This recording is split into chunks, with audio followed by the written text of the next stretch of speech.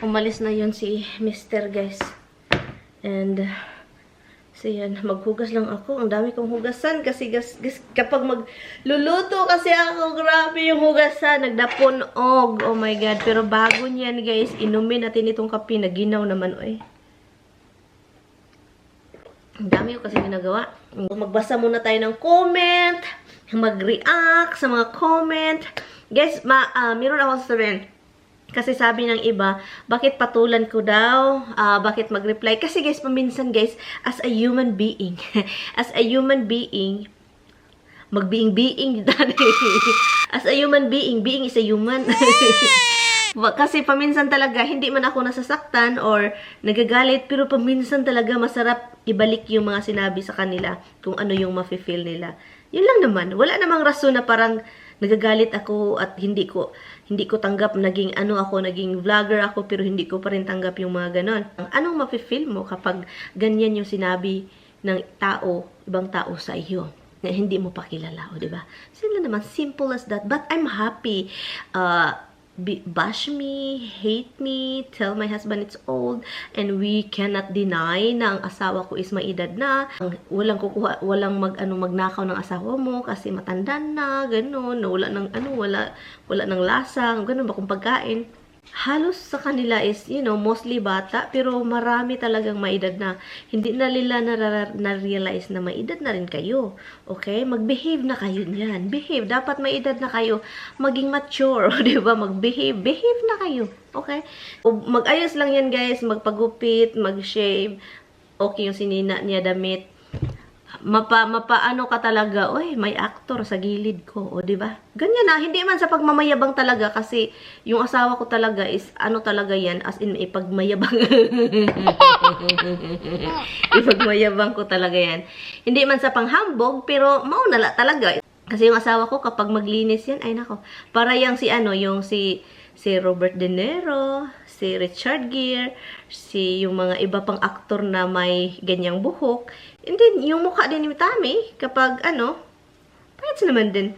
Ngayon lang, parang siya, parang pangit tignan si Tammy kasi nga paminsan sobrang sakit ng katawan niya, likod niya, ipin niya, ulo, yung headache is always palaging may sakit na nararamdaman. So, parang ganyan siya, parang losyang na tiguang. Pero guys, pag maayos na, pag ma-okay na yung ipin niya guys, kasi sobrang sakit guys. Hindi ko pa na-experience yung sakit ng ipin ha. Pero nakikita ko yung mama at kapatid ko kung masaktan sila ng ipin para silang mabubuang. Ganon. So, naisip ko kay Tammy. Hindi man si Tammy mag-iyak-iyak. Mga pamilya ko mag-iyak-iyak. Si Tammy hindi umiyak pero maalaman mo talaga kasi gano'n siya. Hindi mo siya makausap. Gano'n na siya. Quiet siya, quiet.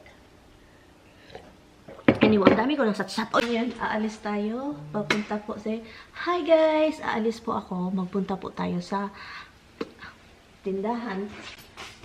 Pero bago tayo pupunta sa tindahan, maraming tools po itong sasakyan ni Mr. So, kasi si Mr. kapag umaalis, mayroong tools. Kasi importante sa kanya yung tools just in case masiraan yung sasakyan, may trabahong darating, tawagan siya, ready na siya. So ngayon, kapag gamitin ko yung sasakyan niya, and then aalis ako, and then ilagay ko sa parking lot, ayaw niya. Kasi guys, pang ilang beses na nangyari sa kanya sa city of Manhattan na binibreak yung window. Kapag makita na may laman yung sasakyan mo, nila yung window, parang smash, and then kinuha. How many times? I think 3 times sa trabaho niya sa Manhattan, sa Queens, nangyari yun. Okay. So, ito lang naman. Mag-grocery lang po ako ng mga pagkain ng alaga kasi guys, kailangan natin gawin. Kasi kapag wala tayo, hindi tayo ng alaga natin. Wala talaga. I-on natin ang sasakyan, and then malalaman natin kung flat. But anyway, for now, ginagawa ko itong wire ni Tammy talaga.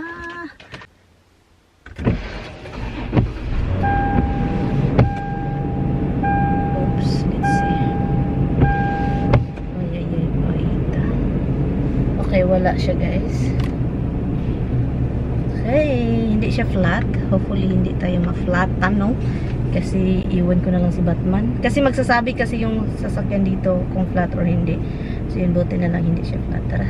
nakalimutan kong kunin yung ano kay Mister. Mga sunglasses ko andun sa sasakyan ko. Siya kasi gumagamit ng sasakyan ko guys kasi yung ano ba, yung gas kasi niya, yung gas mileage ng sasakyan ko is maganda talaga. Yung mahal ng gas ngayon. Ay, hala. Flat talaga siya guys. Hindi ko siya magamit. Flat siya. Ipakita ko sa inyo ha kung bakit ha. Look, sana ay inayos ni Tami. Ay. Look, nakita ninyo yan? Yan. Flat yan. So, hindi ako makaalis. Nako talaga. Merong sasakyan doon isa, look. Takot akong gamitin din yan kasi hindi ako sanay. Hindi ako sanay sa ano. So, yun, flat siya guys. So, I guess hindi tayo alis. I guess bukas na lang ako aalis nito. Kasi, yun. Flurry. Hi guys, tumawag si Tami. Sabi pa niya, at hindi daw ako umalis. Tintext ko kasi siya. Sabi ko, yung sasakyan mo ay flat. Nagagalit siya kasi nga kabago-bago ng mga gulong niya napa-flat na naman. 'Di ba? Mga bagong gulong hindi napa-flat. So sabi ko, wag ka nang bumili ng gulong ng ano ha, Goodyear na 'yan. May yung gulong brand kasi guys, Goodyear.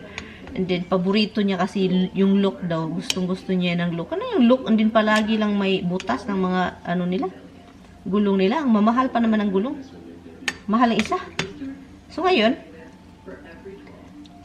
sabi ko sa kanya, sabi pa, ba't hindi ka lagyan ng lagyan daw ng, tawag nun, hangin. Sabi ko, hindi ako marunong, takot akong sasabog yung gulong, baka ma-over, pressure. Baka madamihan ko yung, hangin. So, sabi ko sa kanya, tonight, or tomorrow morning, when you get home, I want to do it myself, and you have to watch me, because I wanna learn, sabi ko. Kasi nga, gusto ko talagang matuto. Kasi, you know, kung magtrabaho siya, magpunta sa ibang state, and then, yung mga gulong ko ng sasakyan ko, nasisira na pala. Wala nang hangin. So, hindi ako makalabas. Lalo na ngayon, gusto kong lumabas, hindi ako talaga makalabas. But anyway, guys, so yun yung story. And anyway, look, and ito na yung chicken, tinitignan ko lang, binubuel ko lang dito. And then, ready to, na yan, pakain sa aso, diba? Ang swerte naman ng aso natin. Ay, at posa. Ay, ang swerte talaga. Anyway, ako guys, kasi wala po akong brebigo. Masarap kasing nandito sa bahay, and then magbra-bra ka pa, diba? Sino bang makarelate dyan na yung bra is, na siya? Uy, parang hindi na siya masaya yung didi ko sa bra. Kasi nga, masakit siya, guys. As in, masakit talaga yung didi ko. As in. So, kaya hindi ko, kung aalis kami ni Tami, for example, sa kapatid niya, nagbra ako, no? Pero, pagdating doon, pag okay na, tanggalin ko yung sa likod, pero nakalaylay lang yung dahil. Kasi ganyan ako. Anyway, so yun lang guys, and anyway, see you later. Guys, andito po tayo sa garden. Kaya pala, itong, halaman dito, nawawala yung mga dahon. May kumakain. Naluluka ako, kaya pala, nako talagang buhay na ito. Ang aking mumunting dahon may kumakain. Ipakita ko nga sa inyo guys. Kasi naluka na ako. Andito na naman ako sa basement. Chinicheck ko yung mga anik natin dito. Kasi nga alam nyo na. Kailangan siyang ganituhin ganituhin para parang hindi masaya yung mga bulaklak, parang hindi nasayahan dito sa basement. As usual guys, kasi basement po tayo, 'di ba? Ang tumutubo lang talaga dito usually kasi hindi po tayo kumpleto. Meron po akong light dito guys, light. Dalawang light actually for ating mga magsidling tayo. But anyway, naloka ako guys kasi merong hindi talagang gustong kumain. Kinain na talaga yung mga ko. Kinain na. Look, dito. Yun, nakita ninyo yan? Yung green na yan? Yun na? Nakita ninyo yan? Kunin ko yan guys. Kasi nga, natatakot na ako nito. Takot ako niyan guys, as in. Kaya pala, wala nang siya pala yung kumakain. Tignan nyo, siya pala yung kumakain ng ating garden dito, ha? Kaya pala, nagtataka na ako. Anyari sa ko? Talbos ng kamote. Yun pala yun ang tawag talbos. Hay, ngayon ko lang nalaman. Giahak. Ano ko? Isog guys, isog. Isog. Oh, masuko. Alala. Nasuko ang kigwa. Nasuko. Ilabas ko to guys. Nasuko ang kigwa. Yay. Guys, tignan nyo yun guys. Ang pakita ko sa inyo ha. Ilabas kasi naloka. Yun yung kapitbahay. Nagpunta ako dito dahil i-on ang electric fan. Pero ito yung nakita ko. Anyway, let's go.